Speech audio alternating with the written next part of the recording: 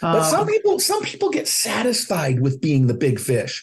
They get just enough accolade, just enough money, just enough to keep them satisfied, and they miss out on what they could actually become. They just miss out because it's like Zig used to say, good is the enemy of the best. They settle for good instead of becoming their best self because it's fearful to leave and go into a bigger pond and, those kinds of things. I used to chase the ROI all the time, return on investment. And over the course of time, that has evolved into what I call return on life. Welcome to Return on Life podcast. I'm your host, Randy Dyck, and today we're going to meet an incredible guest, but let's first talk about what return on life means. We chase the ROI in life and just about everything. But along the way, I've come up with this idea. What about return on life versus return on investment? So I've been diving into this with guests from all over the world. And today I have an amazing guest, Chris Widener. And if you haven't heard Chris's name, you've been under a rock somewhere.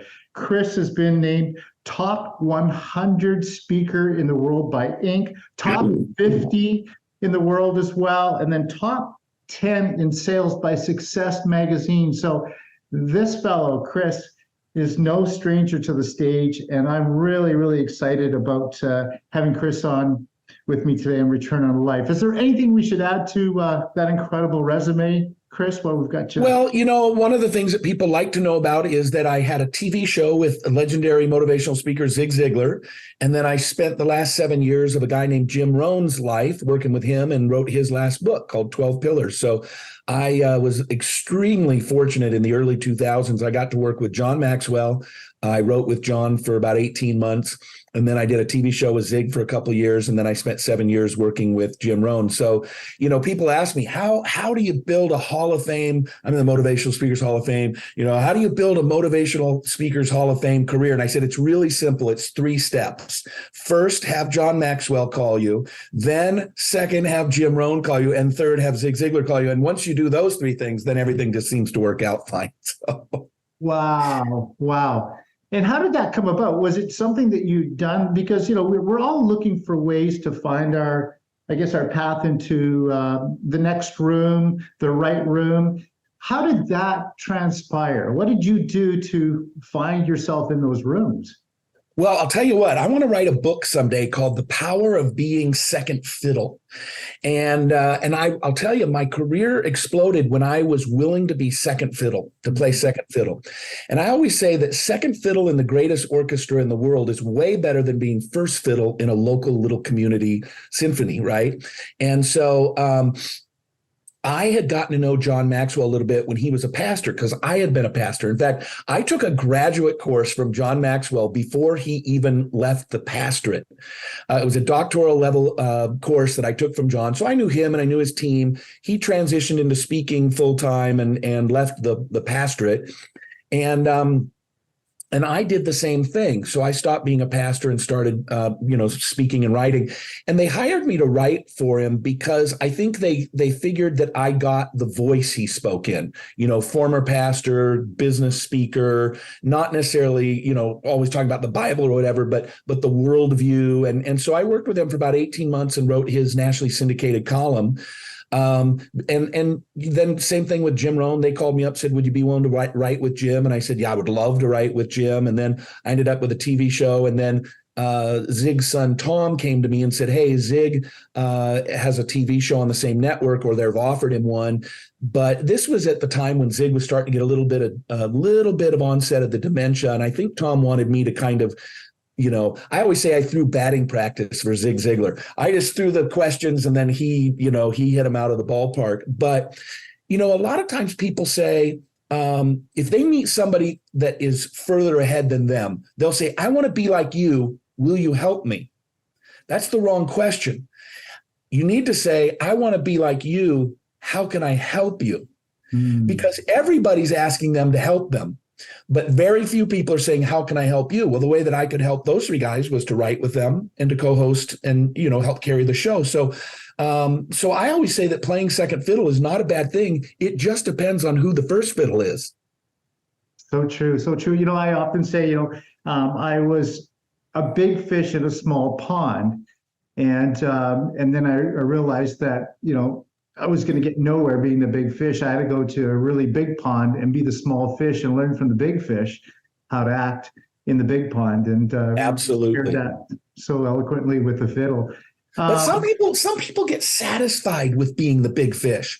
They get just enough accolade, just enough money, just enough to keep them satisfied, and they miss out on what they could actually become. They just miss out because it's like Zig used to say, good is the enemy of the best. They settle for good instead of becoming their best self because it's fearful to leave and go into a bigger pond and, those kinds of things. Yeah, which is really, I think, ties nicely into return on life. For me anyways, life is got to be evolving, growing, expanding. And that's not just money, that's just in experiences, which you're never going to experience much if you just stay in that small pond or stay the lead fiddle in that small town. Yeah. I'm sure you've experienced that. You've, we chatted a few weeks ago down in Seattle, up in Seattle for you, down in Seattle for me, coming from Vancouver. Yeah. And you shared some amazing stories of your childhood and some of the life lessons and things that you learned along the way. Do you want to share a little bit about being a ball boy for the Sonics? Sure. Yeah. I'll tell you. And I'll tell you a really amazing story. This story has gone all over the world. I do it every year. I release it every year. But I was a ball boy for the Seattle Supersonics from November of 1977 until June of 1984, 7 years. The first year I started working for the Sonics when they were 2-11. When they got to 5-17, they fired their coach, Bob Hopkins, and they hired Lenny Wilkins. And Lenny came in, long story short, we went to the 7th game of the NBA championship that year. We lost to the Washington Bullets, now the Washington Wizards. We lost to them in Seattle. I can remember, 14,280 people in that Seattle Coliseum. And I remember Paul Silas, who's about 6'8", 260 pounds. There's like 30 seconds left. It's during a timeout. He's yelling at me, this giant man yelling at me. And I'm like, I can't hear you.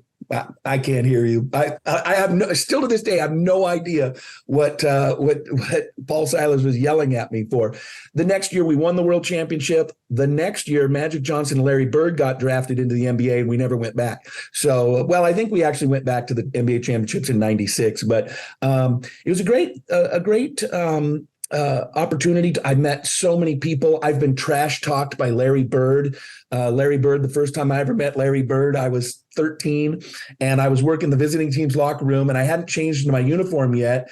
And I was over in the visiting team's locker room and they got there really early and I was wearing my football jersey from school and I played quarterback. So it was number 11.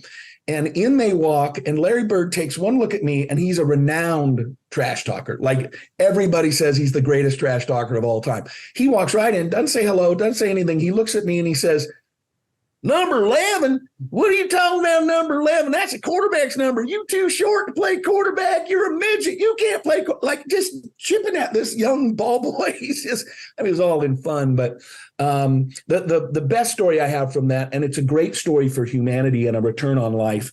Right after I started working there, I broke both my arms. I fell off a roof and broke both my arms. I come walking in, and there was a young guy who was in maybe his third year in the NBA, a guy named Dennis Johnson. Nobody knew who he was. Like he was still, he wasn't the great legendary Hall of Fame Boston Celtic at that point. And I come walking in with two broken arms and DJ is getting wrapped, his ankles wrapped by Frank Furtado, this old curmudgeon boss of mine who was the trainer. And they both just laughed at me and they said, "What happened to you?" I said, "I fell off a roof." And I said, "I just want to know, can I keep my job?" And he says, "Well," Frank says, "you can keep your job if you can do your job." Well, one of my jobs was to take those big 5-gallon Gatorade jugs, take them from the locker room to the court. And we had to carry them. And the court was about 200 yards away. The locker room actually wasn't even under the stadium. There were long hallways out. It wasn't even under the actual stadium. It was way out here. So I'm mixing them up like this. And DJ walks into the room where I was mixing them up and he says, "Hey, why don't you get those outside and wait for me? I'm going to go out and shoot around." And I said, "Okay." So I literally drag him across the locker room and all the players are watching me. I get him outside the door and I sit down on one. And out walks DJ a couple minutes later with a ball and he hands me the ball and he goes, "Let's go." Up he took both of those things, carried it 200 yards through a tunnel. When you come out of the tunnel, you go through the concourse where all the restaurants and everything are, but they have it roped off so that you can walk out and walk through. So there's hundreds of fans. And then you enter into underneath the stadium seating and then out onto the court. For 6 weeks, Dennis Johnson humbled himself and carried water for a little kid so that I could keep my job. And he did it in front of hundreds of fans who probably thought, what in the world is this guy carry? I mean, they knew once they saw my broken arms, but I just think that was one of the greatest acts of humanity anybody ever did for me. And, you think about race relations and black and white and fame and fortune versus, poverty versus an older guy, younger, like just so much that the world says shouldn't happen. And this guy did that for me. I ended up becoming friends with him and his wife, Donna. They ended up having a son named Dwayne and just really impacted my life a lot just for 6 weeks, that act of kindness and humility so I could keep my job. Wow. What an incredible story. Incredible story. You just never know where something's going to take you. And I mean, there's a crucible moment that impacted not only you, but probably hundreds of people around that moment, that story, and so forth. That's really incredible. Hey, I'm going to come back. You talked about the team being absolutely dreadful and going on to be incredible winners. And there's these two analogies. Are you a baker or are you a cooker? A baker is somebody that's is very precise. It's almost science. You never know what you're going to get until you pull it out of the oven. Versus cooking, where you're always kind of tasting and, well, okay, we'll put a little bit of this spice in, we'll change that up. What changed the Sonics season? Was it baking or was it cooking? I would probably say it's baking, and I'll tell you why. So Bill Russell had been the coach, and Bill Russell retired, and he gave the job, or somebody gave the job, to his cousin, a guy named Bob Hopkins.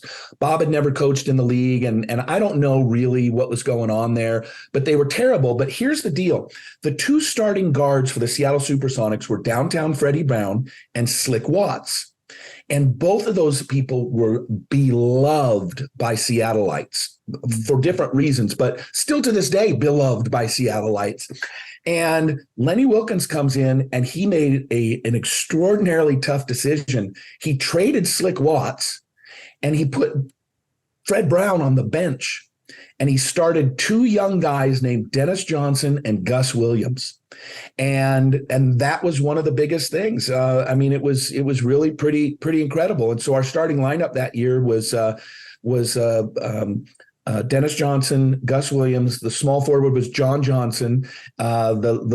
The forward was Jack Sikma, and the center was Marvin Webster. At the end of that season, when we lost the 7th game, we traded Marvin Webster to the New York Knicks for Lonnie Shelton. Lonnie became the power forward, and Jack Sikma went to the center position. So I think that whole idea of the minutia and finding the right, it was almost like unlocking the code, right? You took, and it was tough, though, to put those guys on the bench and to trade one of them. But Lenny was kind of legendary in Seattle anyway, and everybody loved Lenny. One of the greatest guys I ever met, Lenny Wilkens. I got a great Lenny Wilkens story if you want to hear a Lenny Wilkens story. Yeah, that year that we went to Washington, D.C., I went with the team, and I wanted a souvenir. And I was 12. And I wanted a souvenir. We were staying at the Hyatt Regency in Washington, D.C. I went down into the little gift shop, and I said, and I have no idea why I asked this, but I said, "Do you have any money clips?" And the lady behind the counter says, no money clips. And I'm like, oh, I wanted a money clip. Maybe said Washington, D.C. on it or something. She said, no, we don't have a money clip. I said, oh, okay, no problem. The next night at the game, one of my jobs as the visiting team locker room attendant was to ask all the players. We had a bag that I carried around that was had fibers, steel fibers woven into it. It was called the valuables bag. So I went from player to player collecting watches and wallets and chains and all those things. And then you take it to the home team and they put it in a safe. After the game, you bring it back. So I'm going around and Lenny Wilkens says, hey, Chris, come here. Well, you never take anything from the coaches because they're wearing suits. They keep their wallet. They wear their watch. And I go walking over and he has this little box and he says, here you go. And I go, for the valuable bag? He goes, no, that's for you. And I go, huh? For me? He goes, yeah, it's a gift. Open it up. And I open it up It was a silver money clip. Wow. With an emerald basketball with ivory making the lines out in it. And he must have been in the gift shop, like over on and heard me say it. And then went out. Here he is coaching an NBA team in an NBA championship series. And he takes the time to go somewhere and buy this little kid a money clip. Wow. Just classiest, those two stories, two of the classiest things ever done for me for me, however you want to say it. But just really some great lessons from some folks back then during the time in the NBA that I spent. Yeah. Yeah. Wow. And getting those lessons so early on in life. So you've been around these incredible athletes, incredible situations. You've, I'm sure, spoken on, every stage around the world, from Russia to Germany to Australia, like wherever and ever. And you've met some incredible people. Along the way, there's all these crucible moments that people have. These moments that shape, change, impact people's lives. And, how important are these, not only in shaping who we are, but shaping how we see life? Do you have any thoughts on that? Any stories you can share? Yeah, I'll tell you a story happened to me, and then I'll tell you a story that happened to a friend of mine. They teach you the same thing, sort of similarly. One of our daughters always says to my wife and I, "Why do you talk to everybody? Like, we go in, we'll start talking to people, waiting in line for a restaurant. We start talking to people." Well, we were in Mykonos, Greece, Denise and me and the two girls, and we're sitting out, little tiny bar. This bar patio was maybe 12 feet by 10 feet.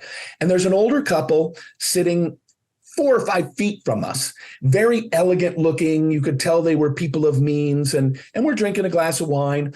And I start talking to this couple, and the woman says to me, "What do you do for a living?" And I said, "Oh, I'm a writer." And she puts her hand on her husband's knee, and in the understatement of the afternoon says, "My husband's also a writer." And I said, "Really? And I looked at him. I said, what do you write?" He says, "Well, I'm a playwright." And I said, "Oh, have you written anything that we might have heard of?" And he says, "Mary Poppins." And I went, "Oh." And then then his wife puts her hand on his knee again and says, "My husband's far too humble to tell you this, but have you ever heard of an EGOT?" And I said, "Sure, Emmy, Grammy, Oscar, Tony. Very few people have won all 4. And she says, "Yes, that's correct. My husband has only not won the Tony," which I thought was kind of funny. Parenthetically, I thought it was kind of funny because he considers himself a playwright, but he's never won the Tony. But he's won an Oscar, a Grammy, and an Emmy. And so she says, the only one he hasn't won is the Tony. So I look at him and I say, "So all you're left with is the ego." And he bursts out laughing. He thinks that's the funniest thing ever. And I said, "So what are you working on now?" This was June of 2019. I said, "What are you working on now?" And he says, "I'm working on a movie based on a play based on a TV show that I wrote." And I said, "Really? What's the TV show that you created and wrote?" And he said, "It's called Downton Abbey."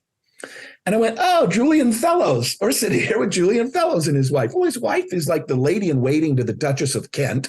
And we're just sitting there, shooting BS with these two, drinking a glass of wine. We get up and we leave. We walk out the door. My wife immediately turns to Caitlin and says, "That's why you talk to everybody, because you never know who you're going to meet." Now I'll tell you about a story of a friend of mine, Bill Staten.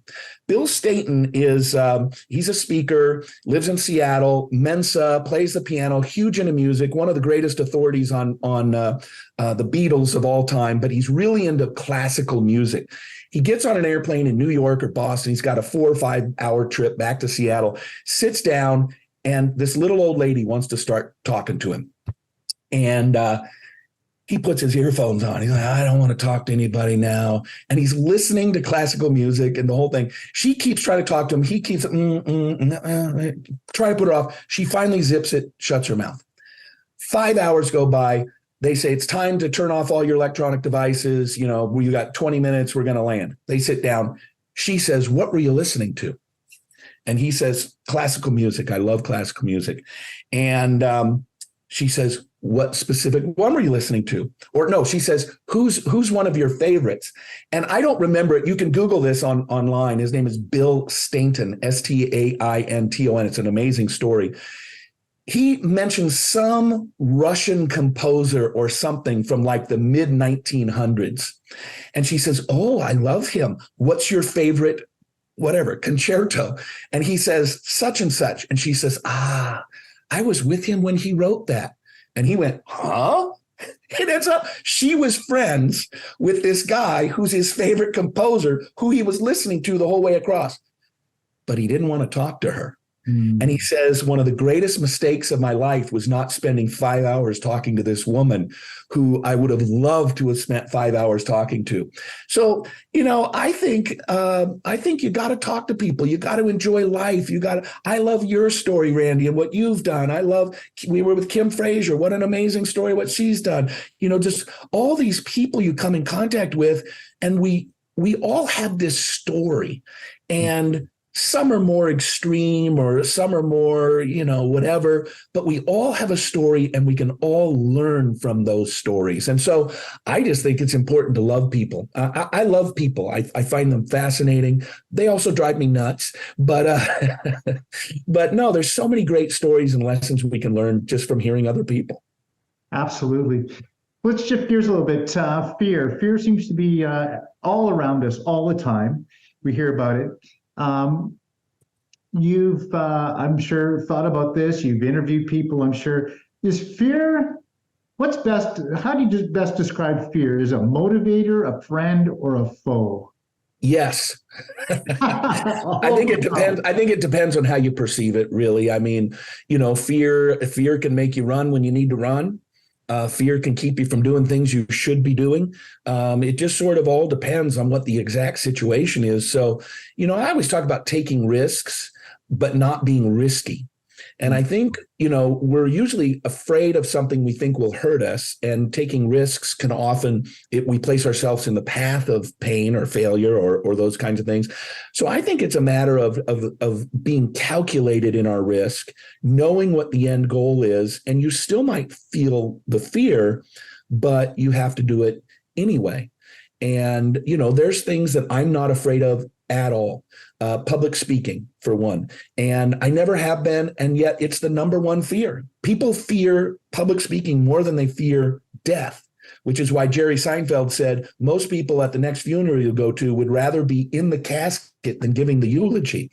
And so, I think it's important just to be able to say, okay, this is something I'm supposed to do. I'm going to do it. Sometimes it matches your talents. Sometimes it doesn't. Yeah. There's that saying, weapons of mass destruction. That was such a big, but what about weapons of self-destruction? And I think here's how we can tie that into, we sabotage so much of ourselves because of, whether it's fear or we don't want to put ourselves out somewhere, but you see a lot of self-destruction, don't you? Yeah, and unfortunately, we don't have to do it to ourselves. I think I challenge people to say, what are you really afraid of? Well, what if I fail? Okay, what if you fail? You start over. You start over. There's an interesting book, and I can't remember who wrote it or what it was about, but it was talking about getting rich quick. And he said, most people say that you should get rich slow. And he said, I don't like that. I like the idea of getting rich quick. And this guy was about 30 years old. And he said, when I was 22, I tried something and I went broke. And then I tried something again and I went broke. And then I tried something again and I went broke. And then I tried something again and sold it for $100 million. And he said, if I'd have waited till I was 40 and I had everything secure, and then I started going broke, then I'd have been too old to start that thing. So I thought it was really interesting where he says, what's the worst that can happen to you? You go broke and you start over again. And better to get those things out of the way early than delaying them till you got a spouse and kids and a mortgage and all those kinds of things. So I think you have to look and say, what's the absolute worst thing that could happen to me? And is that okay? Well, speaking of broke, I've often heard the saying, balanced life equals broke. Is that true? Well, not if you're born into a very wealthy family with a trust fund. But no, I get the point. I mean, the point being that if you're living a balanced life, you're never going to do the things that it's going to take you to achieve great wealth. Yeah. And, there's a lot of people who said, I mean, you look at some of these guys who are billionaires and they work all the time. I have speaker friends of mine, a very dear friend of mine. He does 110 events a year. We charge the same amount of money. We always have our entire career. We charge the same amount of money. He does about 110. I topped out at about 70, and now I do maybe 15, 20 a year. And I've always said, of course he's richer than I am. He works harder than I do. And, I had a friend of mine sold his company for $800 million. And at one point before that, when he was building the company out, he said to me once, Chris, I wish I had your life. And I said, I wish I had your money. Would you like to trade a little bit? But he got rich and sold his company for $800 million because he was working 100 hours a week. And so for me, I've done quite well in my life and enjoy a nice life. But I chose to not be as financially successful as I could by having that balanced life. And so I totally understand the principle. You're a coach, you're a mentor, you're a speaker. You've inspired hundreds and hundreds of thousands of people, maybe millions around the world, probably millions. Do you have a coach today? Would you encourage people to have a coach or a mentor today? I've actually had coaches. I currently am. I do have a coach. I just paid somebody $8,800 to coach me for a 3-month coaching thing on how to build a group coaching. I've always done one-on-one coaching. And so I wanted to learn how to do group coaching because you make a little bit less money, but you have more people, but you spend less time. And so I do a group coaching session every Tuesday night. I have this thing called the Ancient Wisdom Business School, and it's 16 weeks of group coaching on business from the book of Proverbs. And so we've started filling that up. But yeah, I paid these folks $8,800 to teach me how to do it. In my early days of my speaking career, early 90s, I started speaking right out of college, but early 90s, 93, 94, something like that, I hired a coach to teach me how to become a speaker and to how to build a speaking business. But yeah, all throughout my years, I've hired coaches from time to time to learn the things that I needed to learn.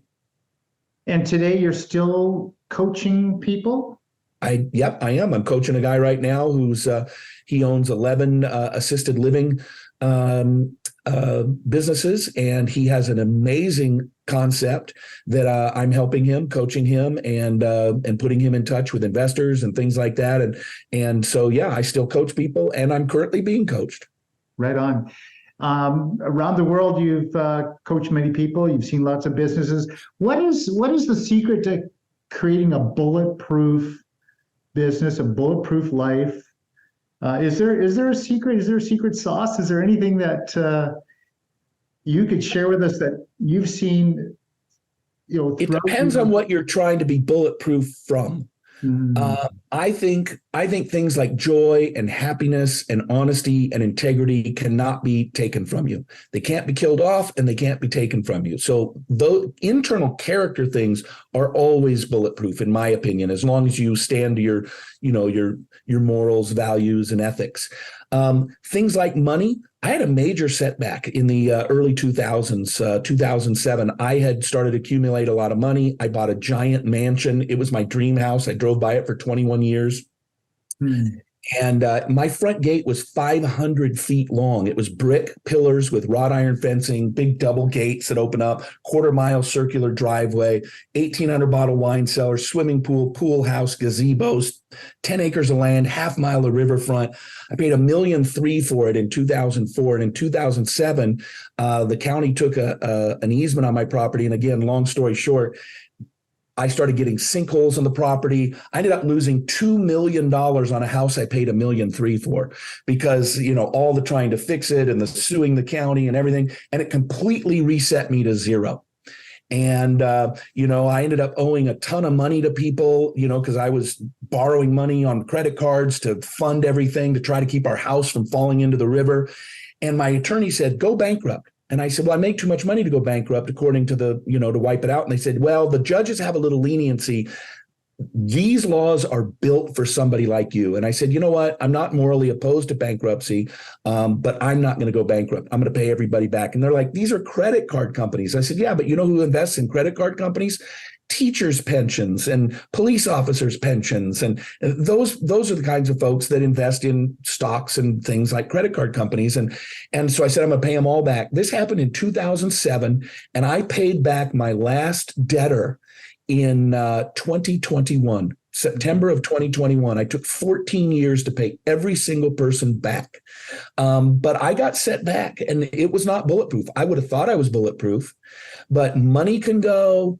People can go. People get betrayed by people all the time. They get betrayed by spouses and family members. And, so I don't know that there's a bulletproof life. The circumstances, I don't think can ever be bulletproof. I think you can protect them. I think you can do as much as you can to protect them. But, if hyperinflation happens, it's going to get the rich people and the poor people. If we end up, hyperinflation of 1,800% a month, even the rich people won't be able to afford milk. So, there's forces greater than us that sometimes we get swept up in. So true. Life is like a wheel. We all have a different size of wheel. And so a very well-to-do friend of mine said, hey, Randy, I have problems just like you. It's just that my wheel is bigger. I have more money on that wheel, but my problems are probably bigger than your problems too. And, so things come to all people, good, bad, or indifferent. They're always happening. Doesn't matter where you are in life. I think life's kind of like that great big wheel. Jesus said the sun shines on the righteous and the unrighteous, and it rains on the righteous and the unrighteous. It happens to all of us. Absolutely. Absolutely. What's the number one priority for you on a daily basis? I think you already kind of shared that, but is it just gratitude and gratefulness for everything that God's given you? Yeah, my wife and I, we start every single day the exact same way. We get up, we make coffee, we sit down, we read a little one page from a devotional, then I read a chapter from the Bible, then we read a couple pages from a book. Sometimes it's a self-help book, sometimes it's a marriage book, and then we pray for the day and the week, and she goes to her office, I come up to my office, and we work all day until we meet back down in the kitchen at about 5:30 for a glass of wine. So that's kind of our thing. But I think on a day-to-day basis, I want to make an impact because impact is what lasts. Money doesn't last. Now, if you make an impact, you'll make money. I really believe that, unless you're you're a missionary overseas or something like that, obviously, or, Red Cross worker. You're not in it for the money. I like money. I like what money can do for me. But at the end of my life, I want to know that I made an impact and that other people are better off because I was in their life. And of course, I'm sure you've got seasons too, where that comes and goes. I'm a Christian as well, and there's always seasons of life and things that come at you that kind of change that. But I'm sure that's changed a little bit for you as well. Oh, I've been mad at God before. I took a few years off from church, and I was a former pastor, and I got mad at God, and, I was mad about, and this was in the middle of all this collapse of my home and, and all that kind of stuff. And no, I got mad at God, and it's okay to get mad at God. He's a big boy. He gets it. God understands. It's kind of like when you're a little kid, and he's shaking his fist at you, Dad, blah, and you're just like, come on, you'll get over this, right? And I think the same thing with God. He looks at us and he's just like, I get it. You're mad, but it's all going to work out. You'll see I'm right in the long run. So yeah, I think there's some greatness in questioning and asking why. I broke my neck at 14, woke up paralyzed, and that was one of the questions I woke up with, why me, God? Like, why this? Yeah. So, of course, but today I know why. I would never give up that because it shaped and changed me and made me who I am today. So yeah. I see it almost as a gift in some ways. Speaking of gifts, what's your greatest gift? And when did you know you had that gift? Well, I think it's speaking, and now I would say writing. And I've had a personal mission statement for 30-something years, and it helps me determine what I'm going to do on a day-to-day basis. My mission statement has always been, I will use my writing and speaking skills to help other people turn their potential into performance, succeed in every area of their lives, and achieve their dreams. So if somebody comes to me and says, hey, you want to start a construction company? I go, no, because it's not going to utilize my writing or speaking skills. I get invited to a podcast, I'm on a podcast, right? Because it utilizes my speaking skills, and you have an audience that I can encourage and challenge and and help and those kinds of things. So I would say my greatest gift is speaking. But I'll tell you this, you'll like this one. I always say that your greatest weakness is your greatest strength carried to its extreme. So my greatest strength is speaking. My greatest weakness is speaking. Because this thing has taken me all over the world. It has also got me into a lot of trouble over the course of my lifetime. So, but you think about it. If you're an accountant and you're very analytical, that's your strength.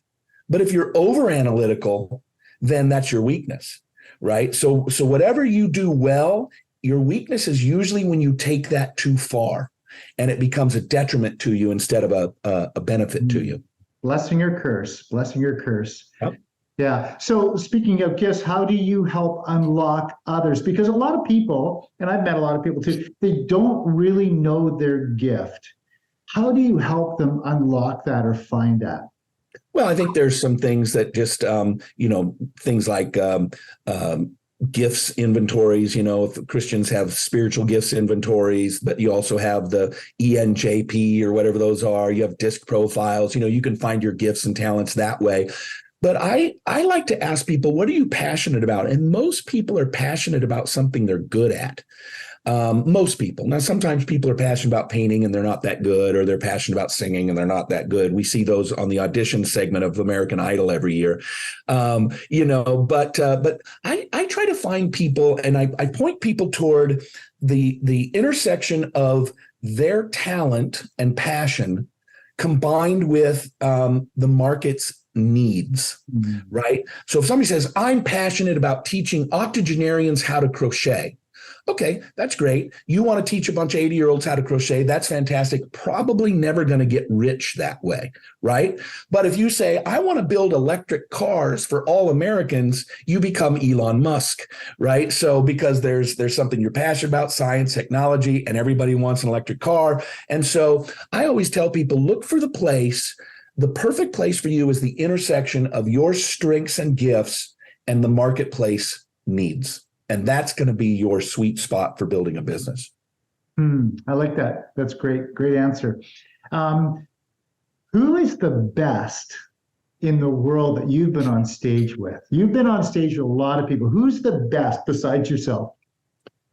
Well, I think Zig is classic. Zig is classic. Jim is great, but he's more professorial. In fact, people always say, what do you learn from working with Jim and Zig? And I always say, to be myself. And they say, how'd you learn that? And I said, well, they were both at the highest levels of that industry, and they were completely different. Jim was very professorial. I always say, you always knew Jim was getting excited when he did his power move, which was this. He'd take his reading glasses off. Whoa, Jim just took his reading glasses off. Things are about to get crazy here. And Zig would prance up and down the stage and he'd talk fast and then he'd whisper like this. He was very dynamic, but very different. I like a guy, I'll name some names. I don't even know if you've ever heard of him before, but a guy named Willie Jolly. Willie Jolly is an African-American guy, Motivational Speakers Hall of Fame, National Speaker Association Hall of Fame. He's a singer, speaker. He has a show on Sirius Radio, I think, out of DC, him and his wife, Dee. He and I took a tour of Australia together, and the guy they partnered us with was another guy that I would say is one of the best speakers I've ever heard in my life. His name is Pat Mesiti, and Pat is all of about 5'5". He wears like $5,000 suits and cufflinks and everything. I mean, I'd never heard of the guy. Willie and I show up in Sydney and we meet this guy that we're going on tour with. And I'm like, oh, okay, there's an interesting guy. And he blew me away. I turned to Willie and I was like, this guy's good. And neither one of us had ever heard of him before. And Willie's amazing. But no, there's a lot of great speakers. There's a guy out of Minnesota called Mark Scherenbrock, who sort of does, he does speeches, but then he also does these one-man things where he dresses up in character and he does these like 40-minute monologues. And there's a lot of really great speakers out there.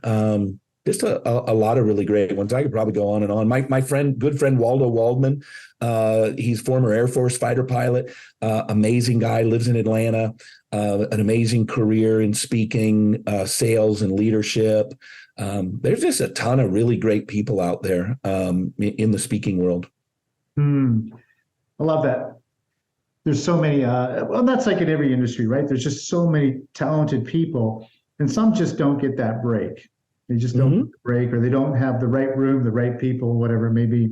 Well, all you have to do is go to, I don't know the last time you went to Nashville, but we went to, we have a daughter that goes to Vanderbilt, so we're in Nashville quite a bit, and we live in Chattanooga. We're 2 hours away. We were in a little bar once with there were 4 bartenders, but there was like 12 people in this bar. And this woman, they do the change. And so now she comes up on stage and she starts to sing, and the whole bar stopped. And here's the crazy thing. These bars have thousands and thousands of singers come through there. The bartenders stopped and all at once grabbed their phones and started videotaping. I turned to my wife and said, do you know how good she has to be to get these bartenders who've heard everybody under the sun? And I just thought, the sad thing is she may never, ever make it in that town, even though she was, in my opinion, one of the greatest singers I've ever heard in my life. Didn't get her name, nothing. But we sat there for an hour and just listened to this woman sing. But she may never get that break. And you know, that's one of the mysteries of life, I guess. Well, it could be the mystery, or it could be, you know, providence, and that's just not not what God wants for her at that time. That very well could be, sure. One of the gifts that God gives us, or two of the gifts that God gives us, is curiosity and imagination. I think they are somewhat stuffed in a jar at about age of 12, 14, 16, depending on what comes our way. It's unfortunate that these two incredible gifts we just push off to the side. And I don't know. It's because by 12 years old, we're taught to sit down and shut up and stop asking questions. Yeah. And back in your day, my day, the ruler came out if you didn't. Oh, so true, so true. Hey, well, let's finish it off with a bit of a speed round. It's been just fantastic. Okay. You and Denise, you've got the option to go out for a fine dining meal, takeout, or make an amazing dinner at home. What are you doing? Fine dining. Fine dining. What do you do to let your hair down? What do you do for fun? I used to play a lot of poker. I don't play much poker anymore, but I watch poker. I love poker. I find it the most fascinating game because it's not just strategy, it's psychology, it's people, there's a lot of skill set to it, but there's a lot of gamble to it. I find it fascinating. I've read every poker book imaginable, and I just find it fascinating. It's a hobby. You know, I grew up in a kind of a conservative home, and cards were not something that we did a lot. We could play rook, but we couldn't play cards. We couldn't play poker. It's kind of interesting. Favorite band? AC/DC. I wish I could have seen them in concert. You know, there's just people you're never going to be able to see ever again. I never saw Michael Jackson. I would have loved to have seen Michael Jackson. Never saw Prince. Would have loved to have seen Prince. But I grew up on AC/DC. They were my band, and I come out on stage to Thunderstruck. Although the engagement you and I did, I changed it up and went out something else. But for 20 something years, I've come out to Thunderstruck. I love that. Text, talk, or phone? Well, the funny thing is if somebody texts me back and forth 3 times, I call them. I'm not doing this anymore. You're at your phone, I'm at my phone, and I just call them and go, let's just talk. So I would prefer to talk if it's going to be anything quicker than or longer than one or 2 texts. Awesome. Audible or book?